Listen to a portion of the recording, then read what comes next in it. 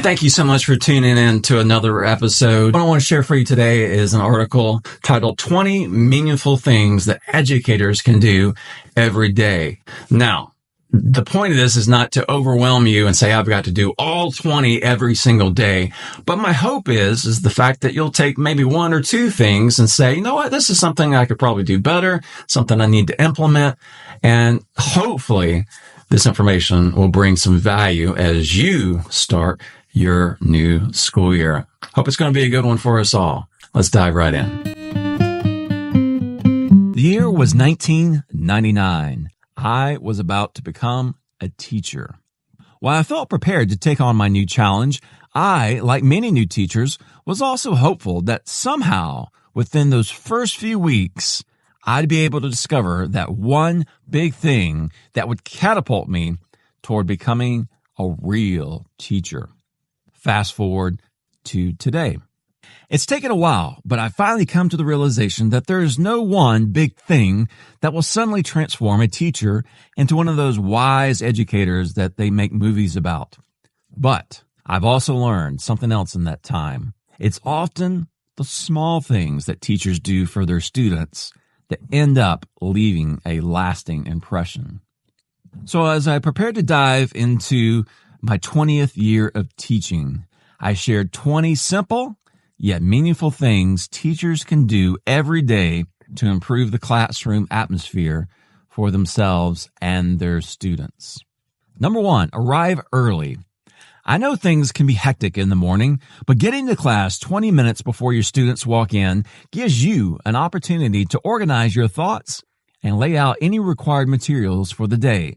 Plus, taking care of these issues before class means you won't have to do it during class, giving you more time to focus on your students and the learning. Number 2, greet your students at the door. A smile, a fist bump, not only starts class on a positive note, but it also allows you to make a personal connection with every student. Number 3, create an engaging and relevant lesson plan. No matter how much you know about your content, it doesn't mean much unless your students find it relevant and are excited to learn about it. Number 4, vary your teaching methods. Let your students discuss their ideas in small groups, bring in guest speakers, and provide real-world experiences along with other methods to help them better understand the topic. Try to limit direct instruction to less than 15 minutes at a time. Number 5, praise each idea. Presenting your thoughts within a group can be scary, so you need to make sure that you let your students know that you appreciate their effort each time.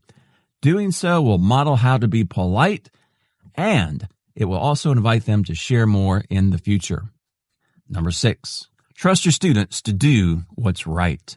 Many teachers tell their students that they trust them, but very few show their students that they feel this way. Allow them to do a take-home exam or to grade their own test in class. My philosophy is to trust them till you bust them. And if given the opportunity, your students will likely exceed your expectations. Number 7, provide assessment options. Rather than the traditional one-size-fits-all final exam, provide students with a range of options that allows them to demonstrate their understanding of the content. And for those looking to take it to the next level, give students a do something that impresses me option. I think you'll be more than pleased with the results. Number 8, lead by example. Be on time. Be prepared. Do your best. If you want to see those things from your students, you need to show them how it's done. Number 9, plan out your transitions. Many classroom disruptions that arise occur during those pesky 1 or 2 minute transitions between activities. Planning out what your transitions will look like is an effective way to keep those problematic issues to a minimum. Number 10, incorporate opportunities for daily movement. When students sit too much, they get bored. When they get bored, they cause disruptions. To help eliminate this, make sure you include multiple opportunities for students to move during class. Even simple things like a turn and talk or walking up to the board to write out an answer can reap positive results. Number 11, support them outside the classroom. Want your students to be interested in what happens within your classroom? Show an interest in them outside of it. Talking to them in the hall, asking them about their weekend, or supporting them at an extracurricular event goes a long way in building street cred with students. Number 12, let them do a self-assessment. The big fear on this one is that students will inflate their grade, and then you as the teacher will have to play the bad cop and lower it. From my experience, students are more critical of themselves and their effort. The key element to this is to make sure students are clear about the expectations of the assessment prior to the assessment itself.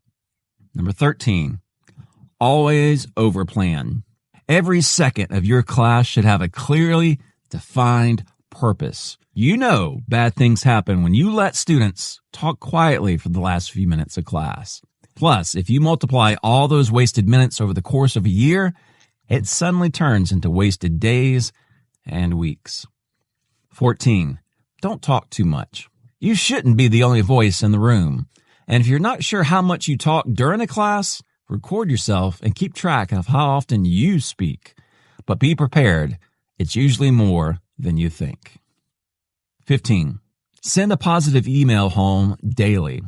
Too often, the end of the day comes with a feeling of exhaustion. To offset this, try sending at least one positive email to a parent before leaving school. This will make you the parent and, most importantly, the student you are referencing end the day on a high note. Number 16, have fun with your students. Try to find the opportunities to laugh, play, or even sing with your students on a daily basis. And trust me, the worse you sound, the more your students will enjoy it. 17, be emotionally consistent. It's hard enough for students to keep track of their own emotions, so don't complicate it even more by making them keep up with yours. Generally speaking, things aren't as good or as bad as they first seem, so try to keep any mood swings in check. 18, do a wrap-up. The bell going off should not be your closing activity. Make sure you schedule a few minutes at the end of class to clarify questions, give reminders about homework, or to informally assess if the learning target was hit. 19, thank students at the end of class. In order for a student to be successful in class, they need to listen, share, collaborate, and engage in a range of activities each and every day. An effort like that deserves to be thanked. And number 20, reflect often. Regardless of whether something worked flawlessly or failed miserably, take a few minutes each day to reflect on why things ended up like they did. There's something to be learned from every situation.